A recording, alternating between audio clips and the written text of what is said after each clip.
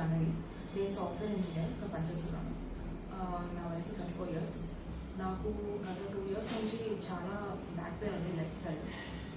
నేను వంగలేకపోతున్నాను, సరిగా ఎక్కువసేపు కూర్చోలేకపోతున్నాను. సో ఎంఆర్ఐ చేస్తే డిస్క్ బల్జెస్ ఉన్నాయని తెలిసింది.